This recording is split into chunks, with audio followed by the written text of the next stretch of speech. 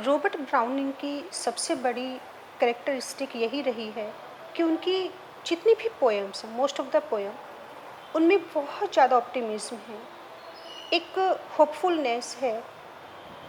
उनकी poem optimism से ही शुरू होती हैं और ऑप्टिमिज्म पर ही ख़त्म होती हैं, लेकिन जैसे जैसे हम पोएम को पढ़ते जाते हैं ऑप्टिमिज्म बहुत ज़्यादा इंक्रीज़ होती जाती है।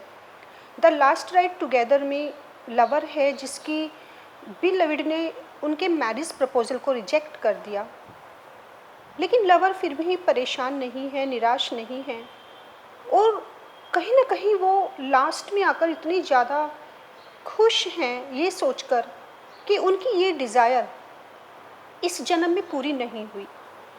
क्रिश्चियन मिथोलॉजी रीबर्थ में बिलीव नहीं करती, ये बिलीव नहीं करती कि इस जन्म के बाद भी दूसरा जन्म है और लाइफ आफ्टर लाइफ।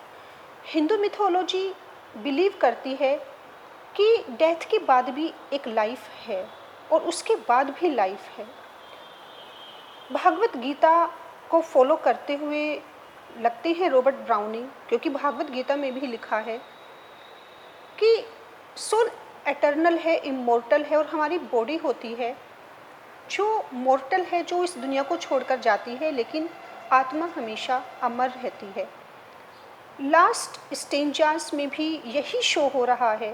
और देखिए लवर कितना होपफुल है यहाँ पर, कितना हैप्पी है वो ये सोचकर कि थैंक्स गॉड। अभी भी वो गॉड को थैंक्स भी कर रही हैं कि थैंक्स गॉड मेरी इस लाइफ में ये डिज़ायर फुलफ़िल नहीं हुई। और कितना अच्छा लिखा है ब्राउनिंग ने, कितनी अच्छी बात लवर के थ्रू कही है। Who nose what is fit for us, किसे पता है, कौन जानता है कि हमारे लिए क्या सही है और क्या गलत है। ये सिर्फ वो डिवाइन पावर जानती है, ये सिर्फ वो परमात्मा जानता है कि इंसान के लिए क्या सही है और क्या गलत है।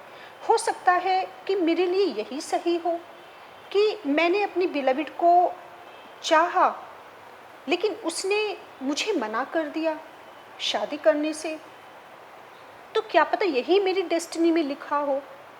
और ये भी हो सकता है कि मुझसे मेरी किस्मत ने, मेरे भाग्य ने एक एग्रीमेंट दिया हो, उस पर साइन करने के लिए कहा हो कि तुम्हें इस जन्म में तुम्हारी सारी डिज़ायर्स फुलफ़िल हो जाएंगी, तुम्हारी कोई भी इच्छा इनकम्प्लीट नहीं रहेंगी। तुम इस एग्रीमेंट पर साइन कर दो और तुम जो भी लाइफ में चाहोगे तुम्हें इसी जन्म में वो सब कुछ मिल जाएगा। लवर खुश होते हैं सोचकर कि थैंक्स गॉड मैंने उस एग्रीमेंट पर साइन नहीं किया, मैंने उस बॉन्ड को साइन नहीं किया। अगर मैं उस बॉन्ड पर साइन कर देता तो क्या होता, मेरी तो सारी डिज़ायर्स इसी जन्म में पूरी हो जाती और फिर मुझे एक नया जन्म तो लेना ही था। अगर मेरी सारी इच्छाएं इसी जन्म में पूरी हो जाएंगी तो मैं अगले जन्म में क्या करूँगा।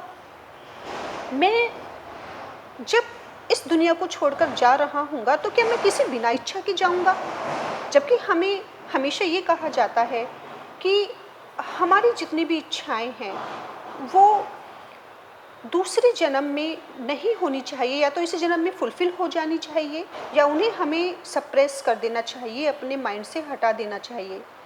लेकिन लवर यहाँ पर कह रही है कि मैं नहीं चाहता कि जब मैं इस दुनिया को छोड़कर जाऊँ तो मेरे मन में कोई भी इच्छा ना हो। और ये एक बहुत बड़ा डिलाइट है मेरे लिए कि मैं एक ऐसी इच्छा लेकर मरूं जो दूसरे जन्म में पूरी हो। तो मैं बिना किसी भी डिज़ायर के इस वर्ल्ड को छोड़कर नहीं जाना चाहता। तो यहाँ पर बहुत ज़्यादा ऑप्टिमिज्म है और वो चाहते हैं कि जब उन्हें दूसरा जन्म मिले तो यही उनके अंदर एक डिज़ायर हो कि उनको उनकी बिलविड इस जन्म में नहीं तो अगले जन्म में ज़रूर मिले। लवर कहते हैं कि कम से कम जब मैं इस वर्ल्ड को छोड़कर जाऊंगा मुझे ये तो पता होगा कि मुझे चाहिए क्या।